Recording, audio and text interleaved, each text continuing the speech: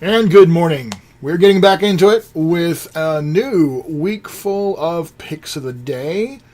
I'm Patrick Fannon, and this is from Sean'sPickOfTheDay.com. Every week on Friday, I try to do a recap of all the picks I did based on the theme that I chose.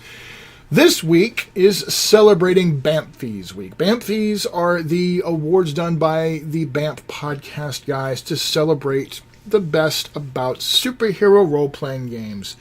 And they chose their awards for 2018. In response, DriveThruRPG hosted a sale. Now, the sale is currently over, but the cool products are still worth taking a look at. And when you get a chance, I've embedded in a lot of the picks, I've embedded links over to the BAMFsies so you can see all the cool stuff that was picked.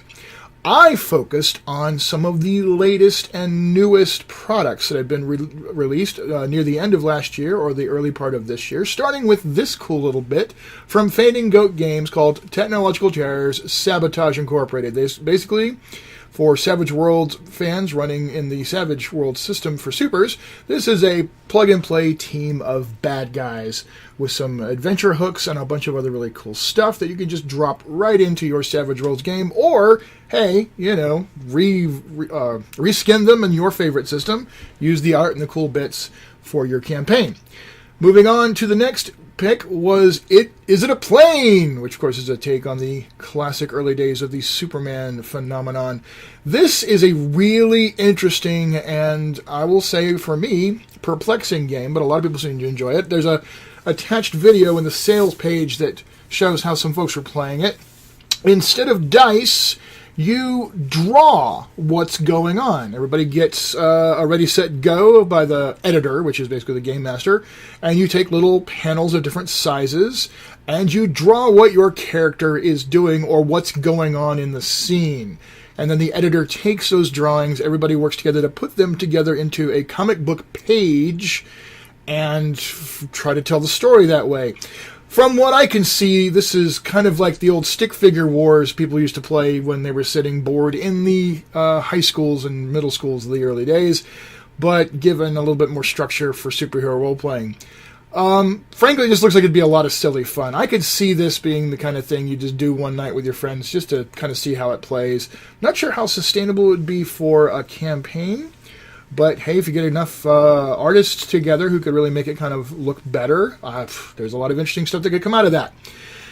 Next is the grimdark stuff. Not my favorite genre of supers, but it certainly appeals to a lot of people. This is old 90s pouches and grimness and death, and hey, look at that blood. This one's called Fallen Justice. It is very much an OSR game, which means classic D20 of the old school style, original D&D, though apparently they do try to infuse some modern 21st century narrativistic kind of stuff into it as well. But clearly the point of this is to get into, as they call it, the gritty Iron Age comics.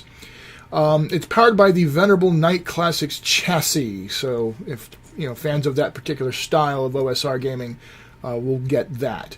The next pick, Metagene, superhero role-playing game by Joshua Kubley. Now, as far as I can tell, this is more or less going forward with the original Invulnerable game that he created, using a very similar or even possibly the same system. The biggest difference here is that you now get a full infused setting with that, which is called Earth Omega. There isn't a lot of information, unfortunately, about how the game is played. It just says it's a fast-playing, rules-light role-playing game with both random and point-based character creation. So, for those who are fans of the Joshua Kubley style, this one obviously is going to appeal on the art. Gotta say, that's kind of really cool. Anyway, there's your picks. No, I'm wrong. I forgot. Today's pick, Wearing the Cape.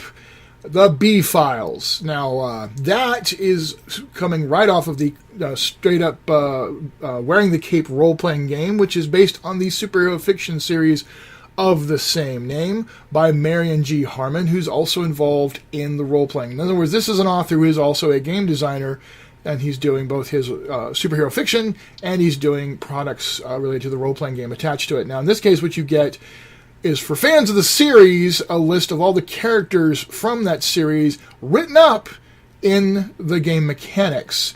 But they're also intended to stand as types that you can use to craft your own characters, either as a GM for using as villains or other supporting characters, or as heroes trying to find inspiration for their characters. Again, anybody who's a fan of the setting is going to probably get a kick out of this, and obviously, as with any product like this, reskinning it for your favorite game system is a possibility. So, there you go, folks. There's the celebrating the BAMFsies superhero role-playing picks of the week. As always, I appreciate your support. If you click on the links and buy anything, I do get a piece of affiliate income for that, and as always, the dog is appreciative because I use that to buy her kibble. Well, her kibble and her now wet food. She's gotten very picky, so we had to put wet food in. You probably didn't care about that. Anyway, as always, be good and game on.